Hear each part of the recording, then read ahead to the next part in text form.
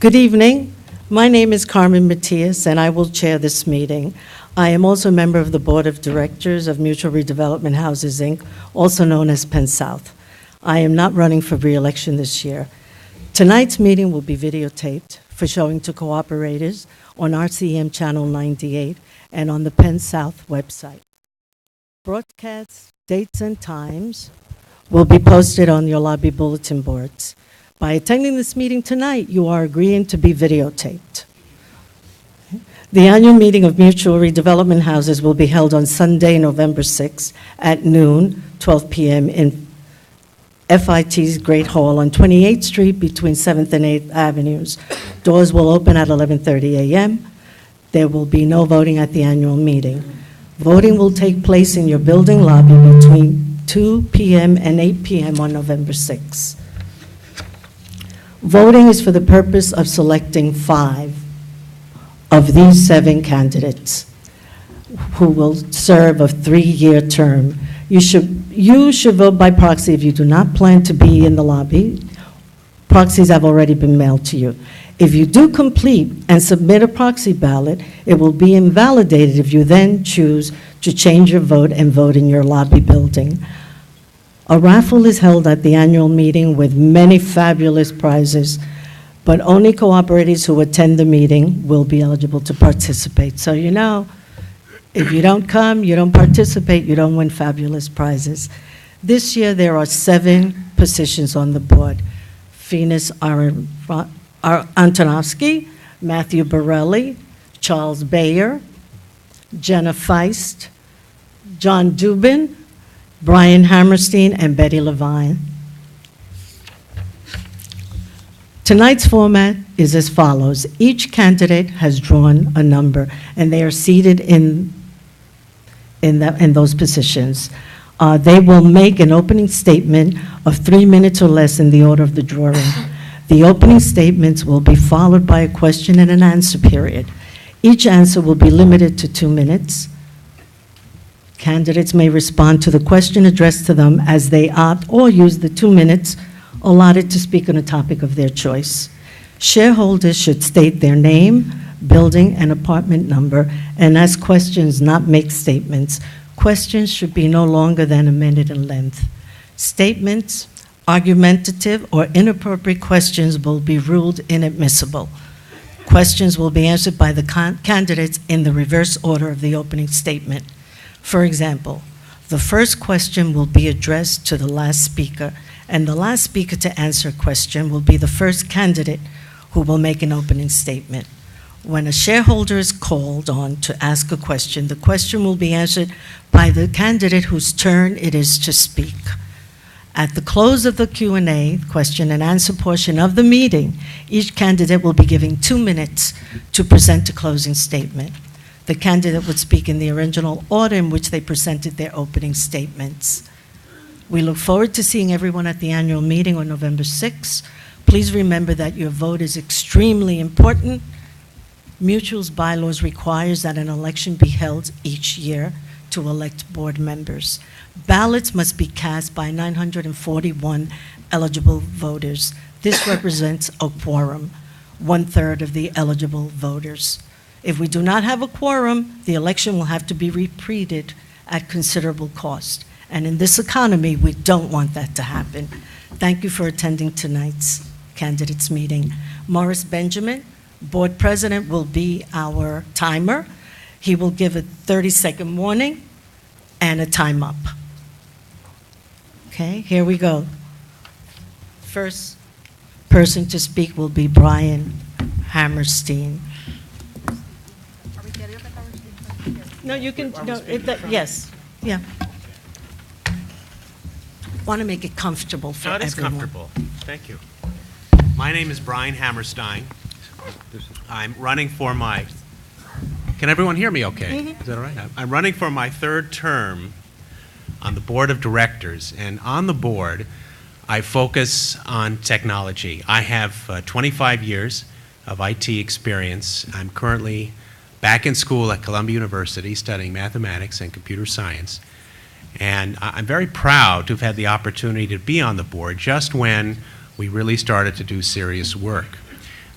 Just this afternoon, I went to a meeting of the Laundry Committee, which I chair, and we saw a demonstration of a web-based system from our current laundry provider, Hercules, that can tell us what machines are available and what the usage pattern has been in the past. That means you can look on the internet and see when the machines have typically been in use or free, schedule your laundry accordingly, and then right before you go, you can go to a web page and check whether their machines free.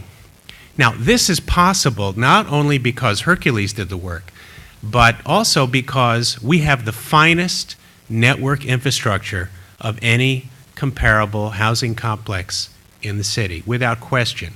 And this happened because of a number of very wise decisions by management, our board, with some input from me over the past 6 years. The first thing we did was collaborate with Verizon when they were doing their Fios project to pull fiber through some conduit that Time Warner had left us.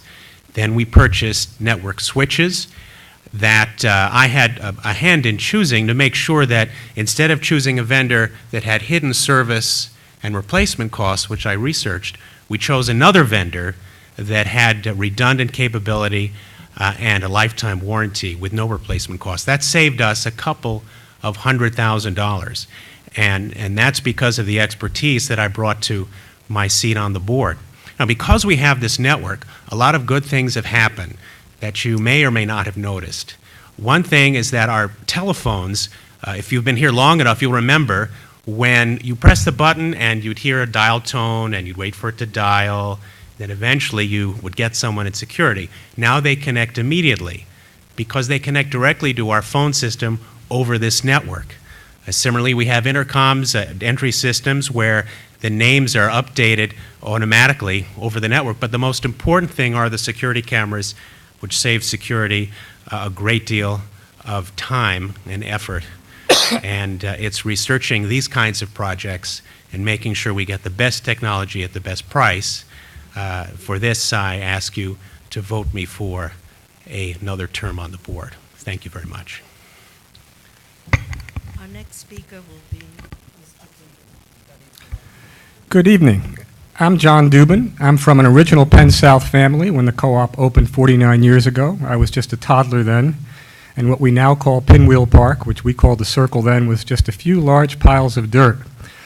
And I was part of and got to know the first generation of Penn South raised kids, from playing in those piles of dirt, from hanging out in the playgrounds, from attending and graduating from the neighborhood public middle school, and playing in Chelsea Little League, where I also got to know the kids in the larger Chelsea community from the projects and the tenements that surround Penn South. I felt like I was part of the larger Chelsea neighborhood, and I watched it dramatically change over the years. As an adult here, I've acquired the perspective of a Penn South parent as I'm raising my 13-year-old son, grappling with those difficult school choices we parents face. And I also have insight on life for seniors here in this naturally occurring retirement community, or NORC, as the middle-aged son of elderly parents. In particular, I've been part of the caretaking team for my father, who suffered with advanced Alzheimer's for the past 8 years until his death just recently this year. But being able to care for him in place here in Penn South is one of the great characteristics of Penn South NORC living that I pursued. So I have multiple first-hand perspectives of Penn South to bring to board membership: life for families, for children, for seniors, NORC life, and as a witness to Chelsea's greater long-term evolution in history. I also have some skills from my career that should be of value to board service. I've been a public interest attorney for the past 30 years. In my first legal job with clients, I worked in the Chelsea office of the Legal Aid Society Civil Division, working in this community for limited income clients. I worked on some Penn South clients' cases. I've been a tenured law professor at Rutgers in Newark for the past 12 years, where I run a free clinic for clients in need.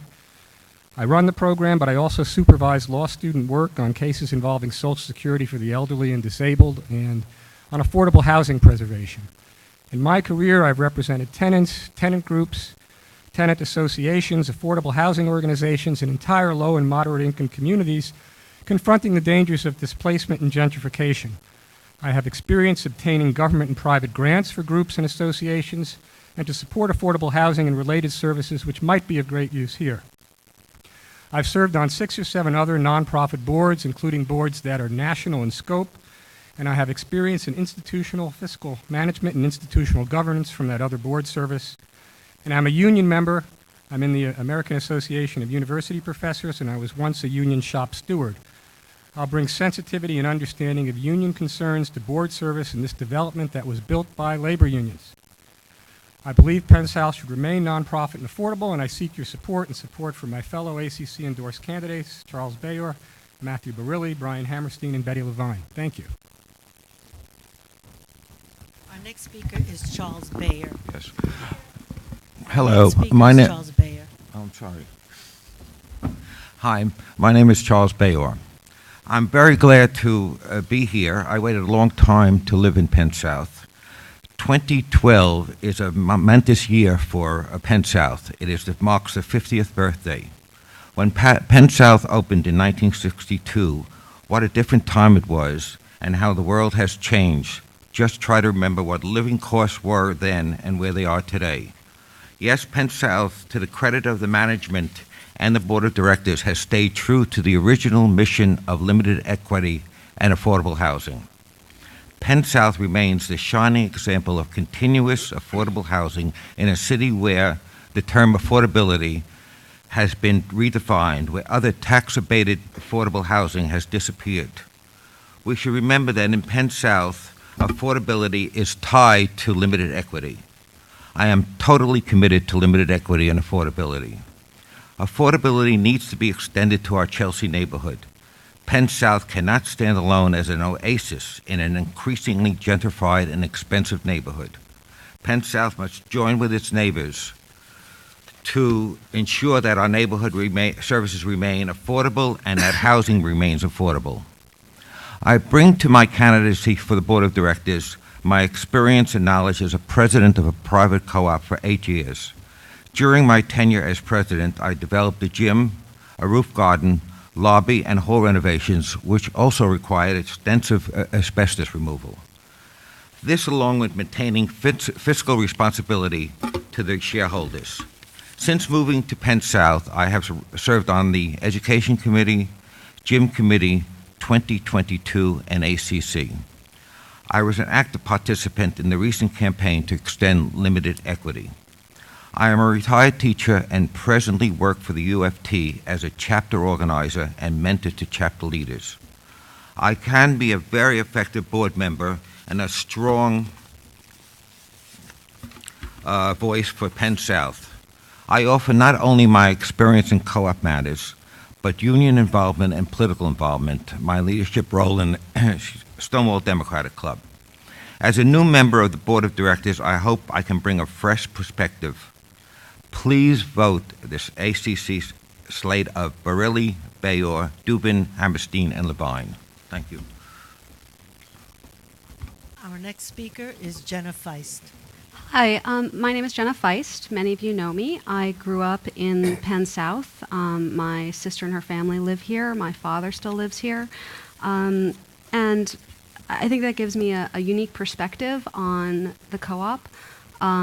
Like John, my father also is elderly, and I'm part of a caregiving team. My sister also has 2 children, so I'm very keyed into the concerns of parents, including things like the rezoning plan that's happening right now, redistricting of the school.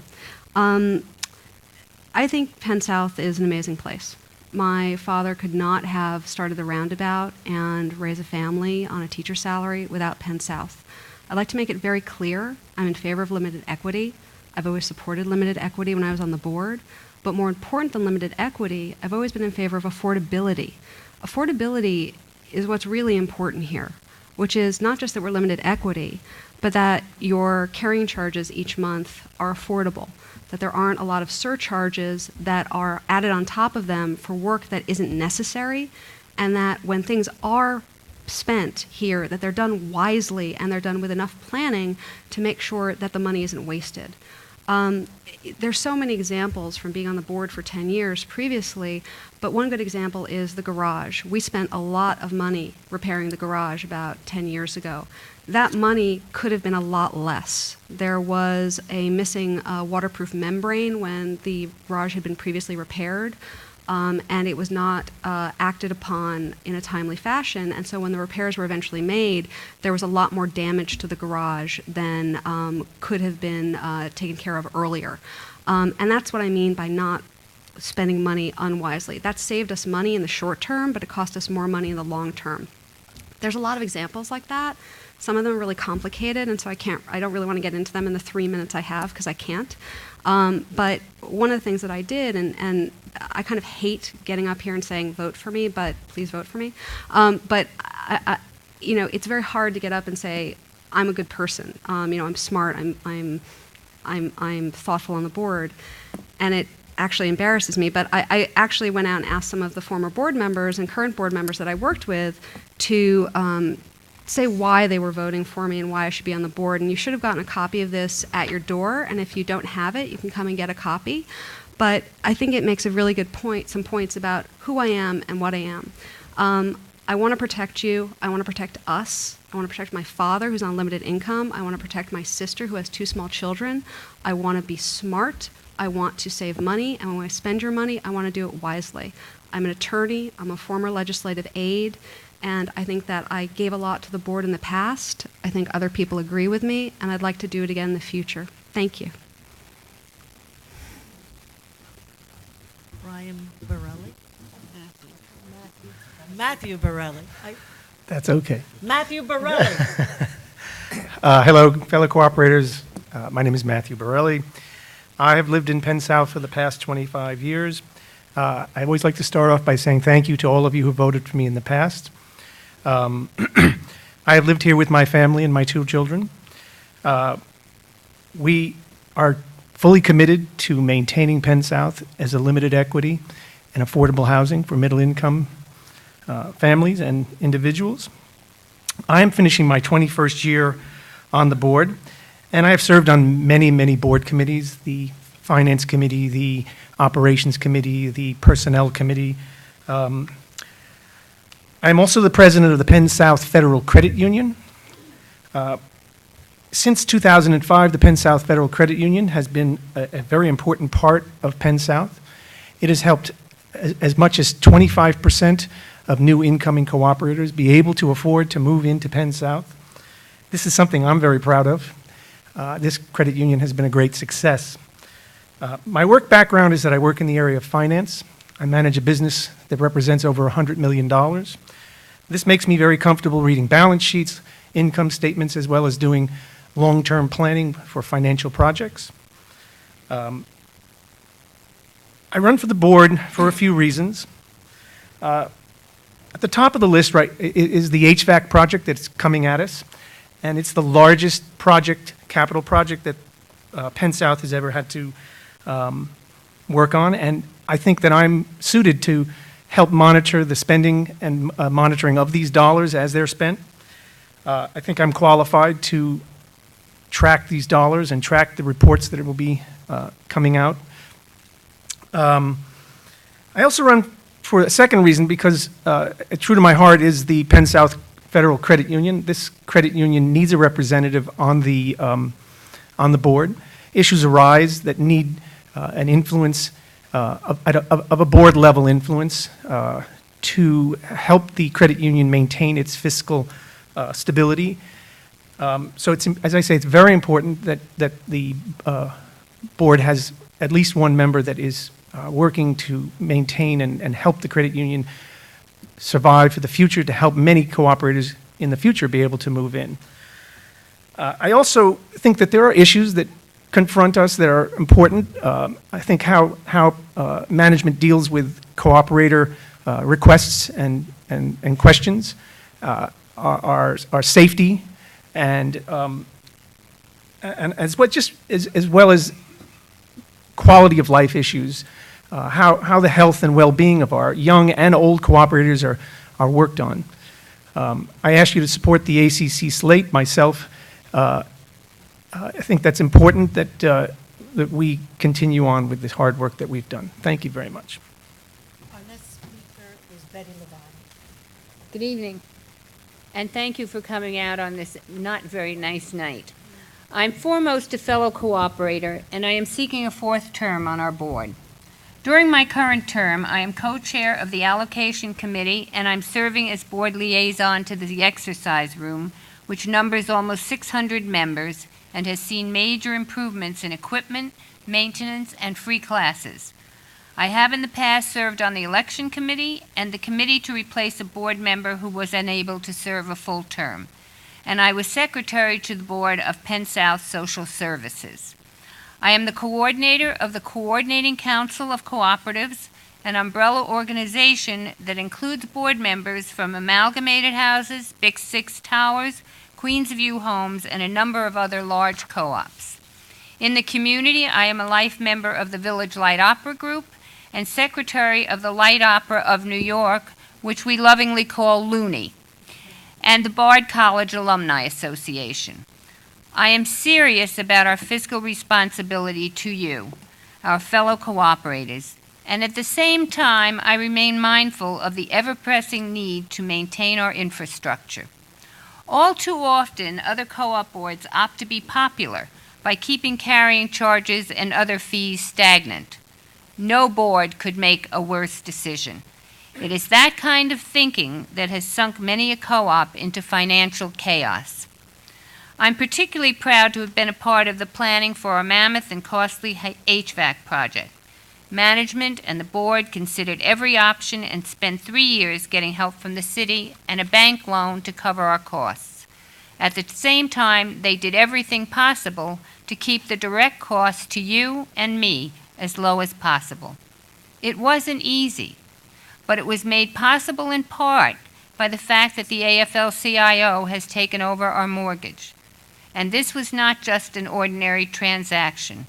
They have interest in Penn South's future. This is inspiring news for people who care about affordable housing and job creation.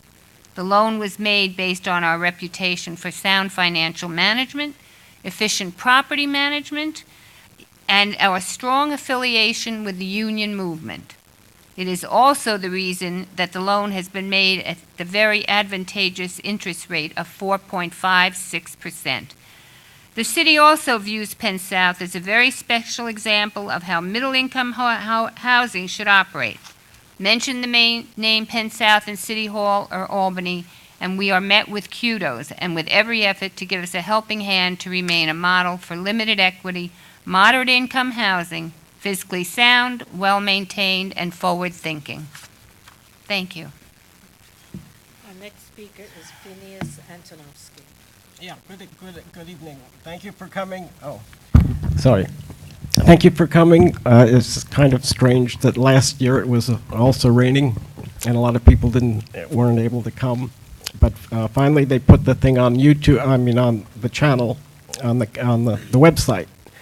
So please encourage people that were not here to take a look. If somebody doesn't have a computer, they're welcome to come by me.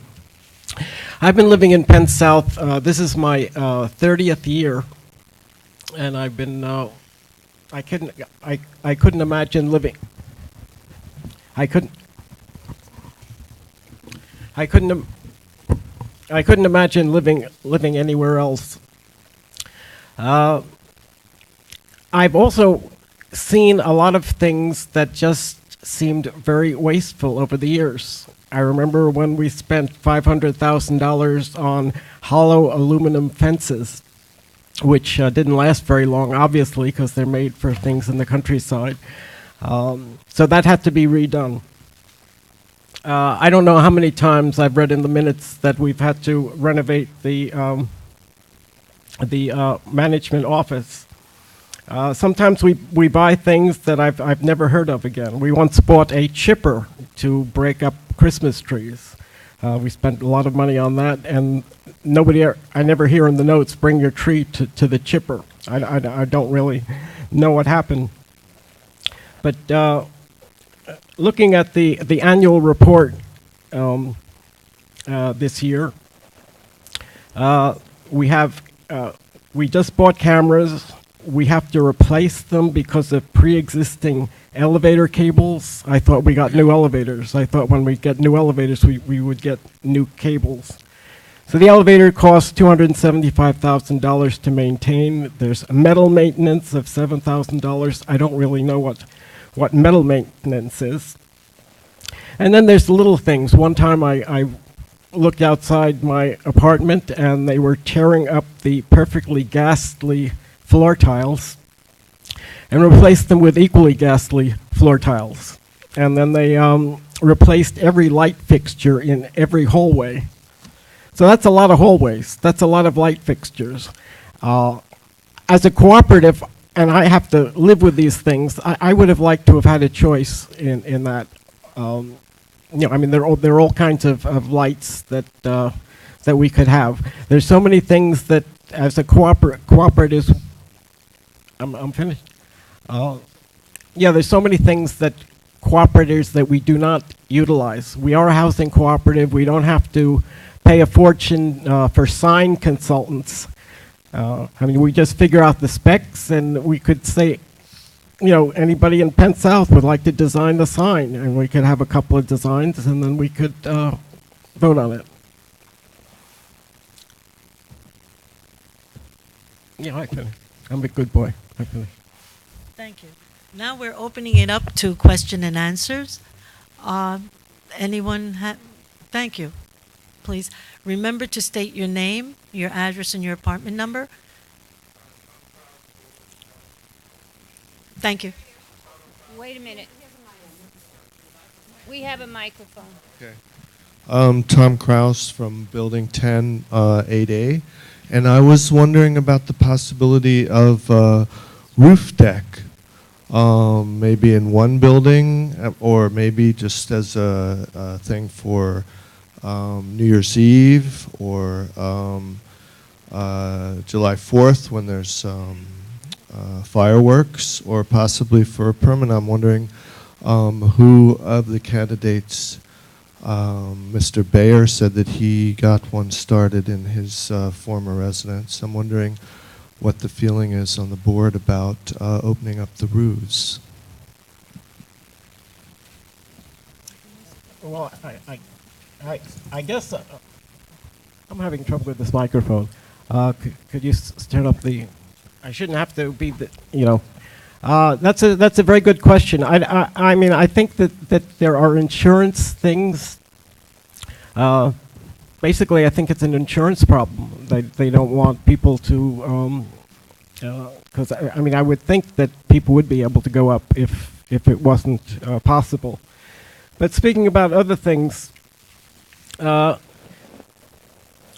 I'm just curious that we have a choice between black steel, stainless steel, or K or L copper for the pipes that are going in the HIVAC project.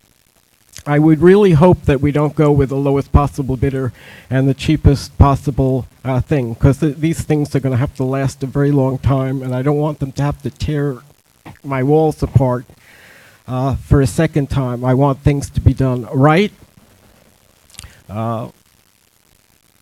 Also, a lot of very simple suggestions happen that are always shot down. We have perhaps many of you some of you have signed this petition. I don't know what it is about the 8.5 by 14 paper here. I mean, I can't file them unless I fold them. So this petition to sign, it has you sign it, no printing, and the apartment number and the building number. That's all the information is, and it's on this long sheet of paper. I designed something which had the exact same information with, on the top, the co-op information, but it had, print, sign, apartment, your email address, your phone, a lot of really useful information. When I had people sign this, they said that I wasn't using the official form, and they tried to keep me off the ballot.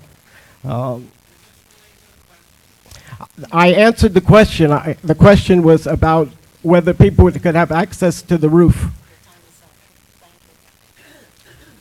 Anyone else? The next candidate is Ms. Levine. Any other questions? Yes. please state your name, your address, and apartment number. Here, Larry. Oh, okay.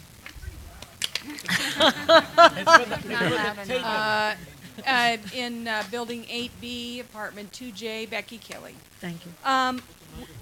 Would you consider, oh goodness, would you consider putting in a dog run at 28th or somewhere within the facility now that we allow dogs? Are you asking me personally? Well, the If board. you're asking me personally, the board. answer is no.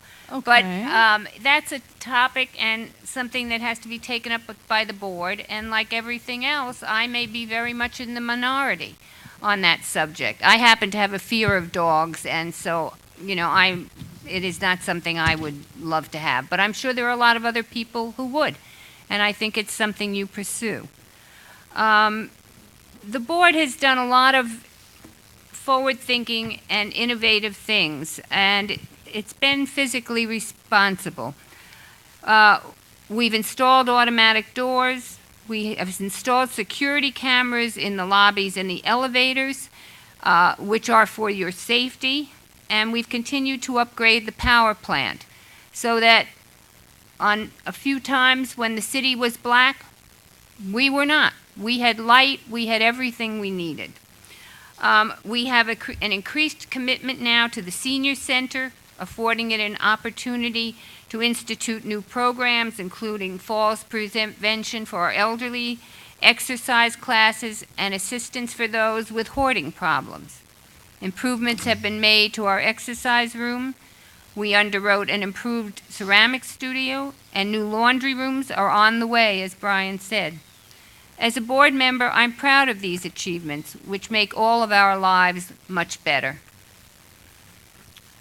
Anyone else? Yes. I want to know if... Name, address, I apartment forgot all number. that. Thank you. Apartment 9H, Building 3B, Joseph, London. I want to know if people on the board are aware that we need new spaces for storage, and if the board can do anything about it. There are hundreds of us waiting, and my name hasn't moved in 7 years, or barely moved, and I think many of us will be dead before we get there if we don't open up new spaces some way. And I don't know if it's possible, but I'd like to know. I'm going to answer your question and try to also, I'm going to touch on the other questions that I heard this evening so far. And what I think being on the board is, which I think is very important, and again, having done this for a while now, being on the board is a process in attacking the problem of shortage of storage space, which we are aware of that, and we do discuss that. There's a lot of people, they move in, they want this storage space, and I understand that, and I know there's a very long space. One way that's being suggested is just raise the price. That will push out those people who maybe are just kind of keeping it because they don't really need it, but it's cheap enough, so why not keep it? There are other ways that maybe we could sort of balance that decision. It's important that these kind of requests come up, that the people who are waiting agitate for things that they think are important. Another one would be the parking space. There's a long, long, long waiting list for that. So the board is a process that we listen to these things, we talk about it, we set up committees. In the case of the dog run, I remember when dogs weren't allowed and the process by which it took to get dogs here. It was a long, hard change it took a long time. I remember there were 2 votes that were for it and the rest were against, and over time that shifted. And the shift comes from people being involved, people volunteering, people writing in, communicating with your board members, and the board members have to listen, of course. And they can't solve your problem immediately, but they can try. Even the subject of a roof observation, I've heard it from other people. You're not the first person. And I think it's an interesting idea, but there's a lot of details that go into it. And we on a board have to be very careful to not just say, yeah, let's do that. That sounds like a great idea. You know, because if it's wrong, if we make a mistake, someone can get hurt. Yes, there are insurance issues. We could do it wrong. We could waste our money doing this. We might not be allowed to do it. We have to look at all these different things. And again, being on the board is a process and very important to spend the time. Any other question? Yes, go ahead. Yolanda Rubel, Building 4. This is for Jenna Feist. You know, Her turn. I'm sorry that I can't make a statement. It would be a very good one. But I do have a question for you, Jenna. You're running as an independent, and I think that's very good. We do need independent people on the board. We do. And you talk about your goals, which are very good. Your question, please. Yes, my question is, how are you going to help, or on your own, you know, as an independent, you want that we have participation, cooperated participation, which hopefully, had we had it for our windows and maybe our security doors downstairs in the lobby, hopefully we would have had different windows and maybe a different entrance, which would be more secure. How are you going to do that? So the question is, if I'm running as an independent, how will I ever get anything done on the board? I think is the short version. And I think it's a great question. Being independent does not mean that I disagree with, you know, what other people who are on the board stand for. Being independent means I'm not running with an ACC endorsement. And the ACC is for limited equity. I'm for limited equity. My not running with the ACC has to do with negative politics and not being wanting to be involved with it, not having anything to do with limited equity. I'm in favor of it. I was on the board for 10 years until last year. And as you can see from the flyer, where people who are currently on the board and previously on the board talked about my service on the board, I was extremely, I think, able board member, and one of my real keys is compromise and coming up with interesting solutions. I'm an attorney, and my job is actually to not have my clients be mad at me and to find solutions for them that are within the law. So that's what I do. I find solutions. I listen to people who are disagreeing with each other, and I try to compromise. As a good example, a very small example, New Care Pharmacy wanted to add food and wine. Some of the board members were concerned that it was going to turn into a liquor store and that it would be a negative event on the corner. And so there was a really heated debate at the board where people were against it or for it. And I said, well, why don't we just have a limit on the amount of space that can be dedicated to liquor and wine so that it doesn't take over the pharmacy and become a different kind of store. That's the kind of solution that I come up with when I'm on the board, and you know, that is how you get people to work with you and come to your decision. There's 15 people on the board, plus management, plus a lawyer. And no one can do anything alone on the board. You have to convince other people that what you're suggesting is a good solution, and you have to come up with those good solutions, and I think that I do that. Thank you. Okay. Take your 2 minutes, please. The only thing that I want to say is that I'm very proud to be part of the ACC slate. I think the ACC is an organization in Penn South that has done wonderful things in its creation since 1972. It has stood for limited equity, affordable housing, good policies on the board. It's elected progressive members to the board of directors. So I'm really proud to be part of this slate. They chose me. I am more than happy, and I urge everybody to vote once again for the three members of the board that are running for re-election. That's Matthew Borelli, Brian Hammerstein, and Betty Levine. And the two new people, myself, we all subscribe to the same ideals. Myself, Charles Bayor, and John Dubin. I'm sorry, John. That's really bad. I apologize. Thank you. Thank you. Hi. Can I ask a show of hands question of the candidates? Sure, why not? I wanted to know if all of them could give a sort of. Excuse me, ma'am, may I please have your name? I'm sorry, it's Jill Rappaport, Building 2B, Apartment 2G. Thank you. Wanted to know if they could all indicate their commitment unequivocally to limited equity permanently forever, and also to, well, that would be part one, and part two would be how their opposition or their being in favor Okay, well- of development along the commercial strips. We yeah. cannot ask that question of all of them. We can do the first one by a show Okay. of hands, and then the person Okay. whose turn is next to speak should answer that one, okay?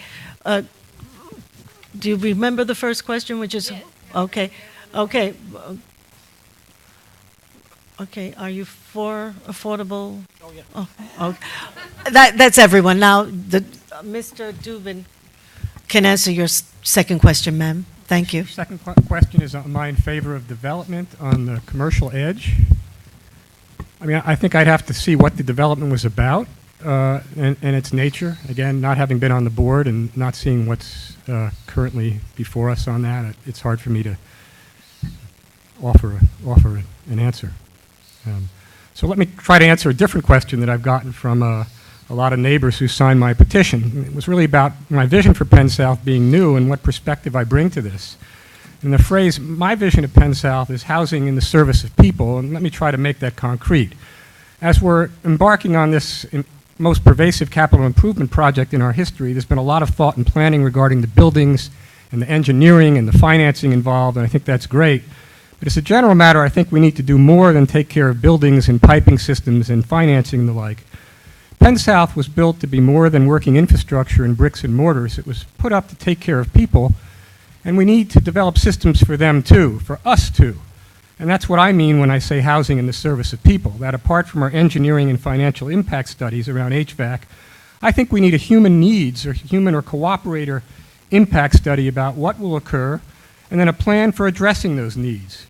What is the anticipated human impact to cooperators when they have to leave their apartments for yet to be determined periods of time for this project, especially those who are vulnerable and may have nowhere to go, the aged, the disabled, the infirm, fragile newborns? Will there be community rooms or empty apartments to go to?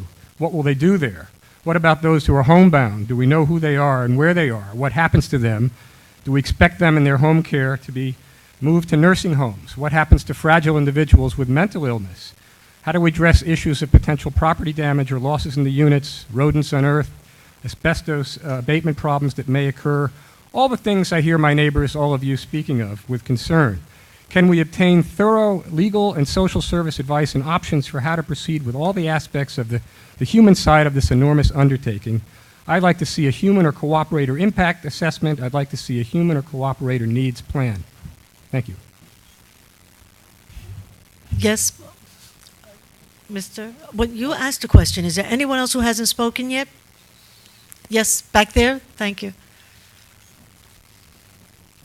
My name is A. Bruce Goldman. I'm in 8A, 345 8th Avenue.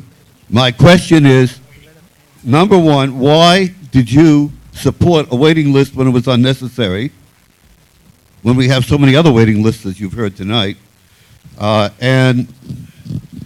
Secondly, why was a needless meeting, absolutely needless, meaningless meeting called in order to discuss something which was a non-issue?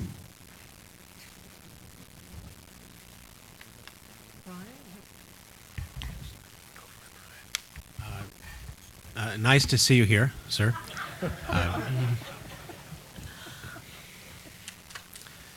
I recall the wonderful afternoon where I was at McDonald's with my parents, where you came over and shared your thoughts. Nice to see you again. I didn't call the meeting of the gym. However, I do feel that the meeting was necessary. We do need a waiting list in the gym because there are peak times when it is too crowded. I have been there at those times, in the morning, sometimes in the evening, times before and after work. It's important to consider a waiting list before it becomes much more crowded. That's the idea. The idea is that you have a waiting list so that you preserve the current density before it gets worse.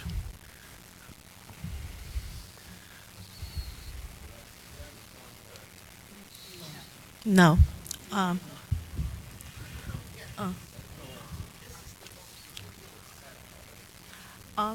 We will now make our closing statements, and we will start in the... Are there any more questions first? Excuse me. Anyone? Yes, ma'am. You go ahead. you had asked a question, but it's, Yeah, I was wondering if it's possible to opt out for the paper that's being left by the door with the email option instead. All of the stuff is very interesting, but I just as soon get it by email and save some paper. That would save the co-op some money. And I was wondering about maybe Mr. Hammerstein could create some sort of opt-out, opt-in to email instead of all the paper. well, you know what, I'll make a note of that, and I will certainly mention it at a board meeting. It's a good idea, thank you, but I don't think that our candidates will be able to answer that question for you satisfactorily. Now we're going to the closing of unless there's another question anywhere? Yeah?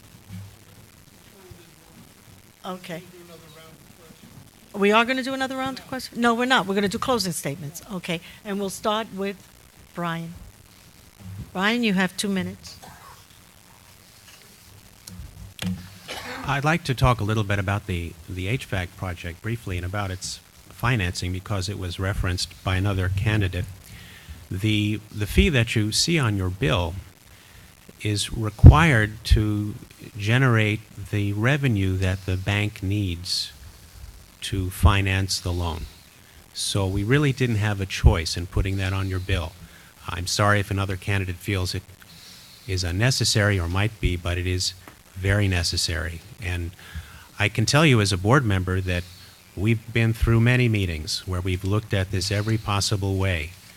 And we have spoken to many consultants, not just one, about all the things that we need to do. And we've seen the pipes burst in various places over the complex over the last couple months. And it would be a very different conversation if all of a sudden many pipes were exploding at the same time to the point where we couldn't get to them all. So this project is very necessary, and I'm glad that we're getting to it in a timely, expeditious, and frugal manner. Mr. Dubin?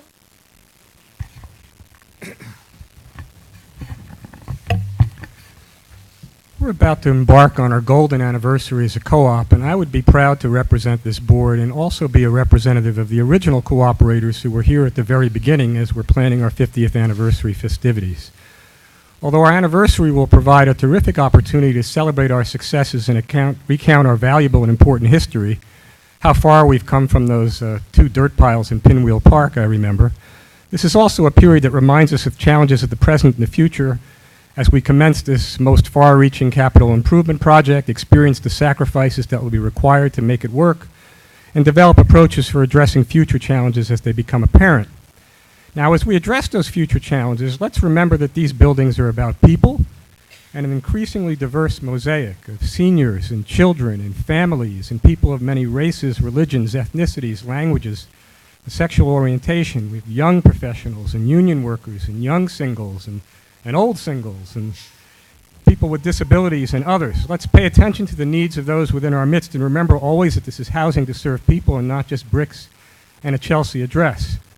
I've experienced Penn South from a variety of capacities as a child, as a parent, as a caretaker of elderly parents.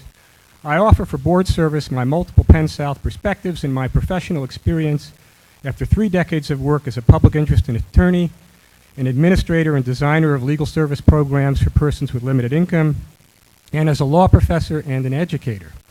And yes, of course, I believe Penn South should remain nonprofit, limited equity, and affordable. Penn South should provide for future generations what it's already provided for 3 generations of Dubins. Thank you. Okay. I think my qualifications as a former president of a co-op board, as a union activist and a political activist, makes me a good fit to represent you on the board of directors. As we face ongoing challenges from an aging infrastructure, I'm committed to continue Penn South as the kind of community we are proud of. I ask for your vote and for all the ACC candidates, once again, Barilli, Bayor, Dubin, I got it right this time, and Hammerstein and Levine. Thank you. Ms. Feist? Hi, I'm Jenna Feist, and I think Brian might have been confused by something I said. I think he's referring to me, so I just want to clarify it. I didn't say the HVAC project was unnecessary. I was on the board for the majority of the planning for it. It's necessary. What I said is that my goal on the board is to make sure that when you have those fees, that they're paying for something that is well planned and not wasteful, and not going to have to be redone again in 5 or 10 years. That's my goal, not to waste your money.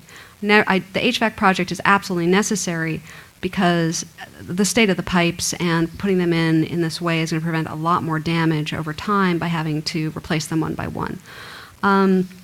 So again, I'm not saying it's unnecessary. I'm just saying that it needs to be planned, and I was on the board when we were planning the majority of it, and it needs to be done well so that we don't have to pay for it twice. That's wasteful. That keeps us from being affordable.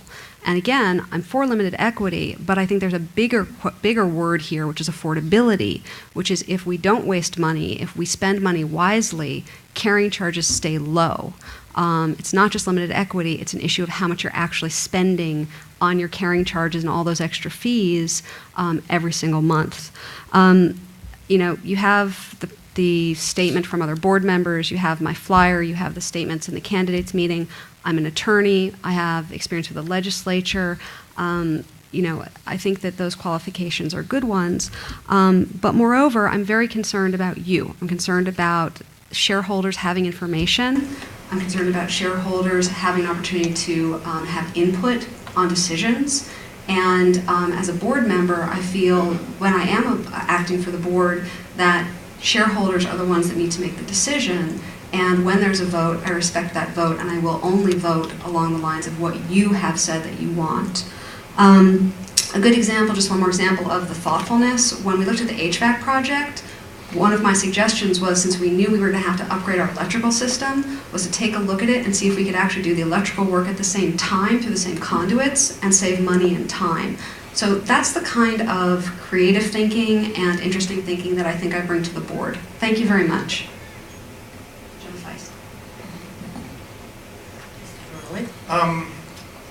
So parking, Harry, a committee has been set up to investigate, in fact, what a letter has come into the board, a communication. It's the best way to communicate with the board. Board responds to things that are put in writing. It allows us to be more focused on the issues. Again, to give you a flavor of how the board works, it's a process of compromise. We don't just make a decision and say that, and just push it down people's throats. We spend a lot of time discussing, and independence is very important. We need independence. Because you run on one particular slate or another does not make you a non-independent person. Today I received a letter at the front of my door, and it asked me to remain independent even though I was being supported by the ACC. This is a person who I've known since my children were in elementary school. Development. We have to look at the possibilities that exist within our campus. If we don't, we're not being fiscally prudent. We don't necessarily want to develop, but we have to know what's out there, and we have to evaluate it. And the board spent a lot of time doing this. And those are projects and items that can take many, many, many years, and it needs a lot of patience and a lot of communication. And so it's not something that you snap a finger and it happens. Paper only. Great idea. Not as simple as it sounds on its face, but it needs to be worked on. Put it in writing. The more people we hear from, I think it's helpful to hear that kind of stuff. We on the board, we listen to this stuff, particularly when it's in writing. We want to hear from the cooperators.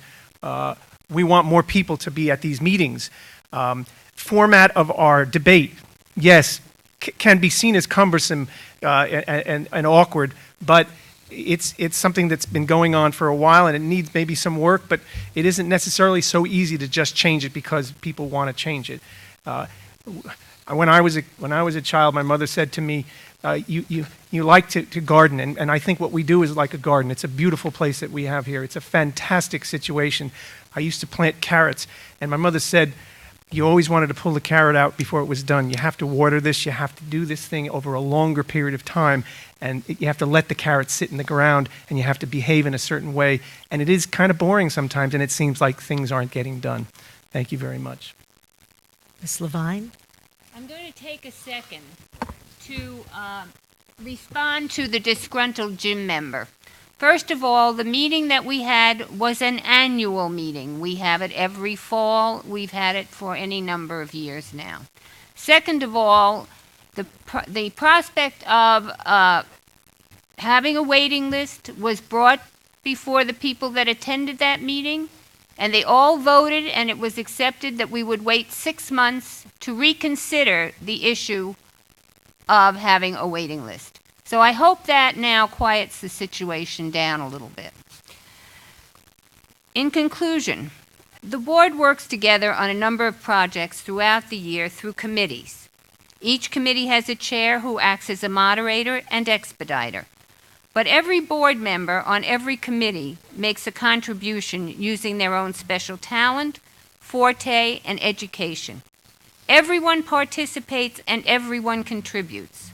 No one person can do the work that is involved. It is, and it always will be, a team effort. Like every team, the committee needs a captain who calls the plays and leads the backslapping when the job is done. The ACC has put together a first-rate group of players for their team.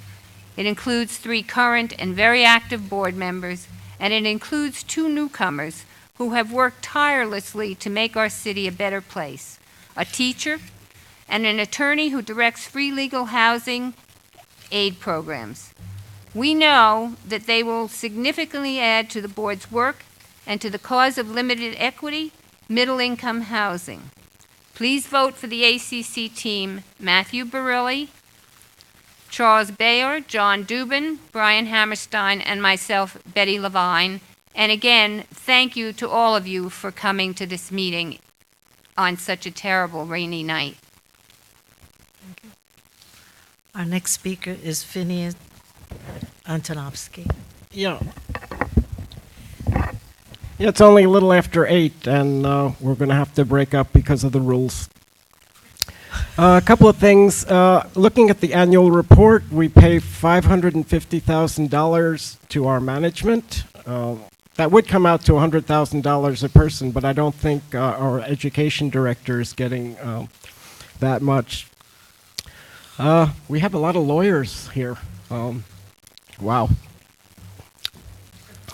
A lot of was mentioned about our history and our ideals. If you'd like to hear President Kennedy when he was at our opening and see a news reel of him in New York that weekend, you can look at my YouTube channel. I mean, it should really be on the Penn South website. I mean, this is not rocket science. You just call the JFK Library and pay a nominal fee, and you can get it. Perhaps you've seen the 4 basic principles of the ACC. They look very good on paper. I mean, they come in all kinds of colors paper, and it's the same thing that they keep writing every year, year after year. It's they have their organization. I'm not going to run around and put paper under everybody's door. The last thing I'm concerned about is seniors and and legal fees. I think legal fees should be. That's it. Okay. This concludes our meeting. Thank you very much for coming tonight on this awful weather. Bye-bye.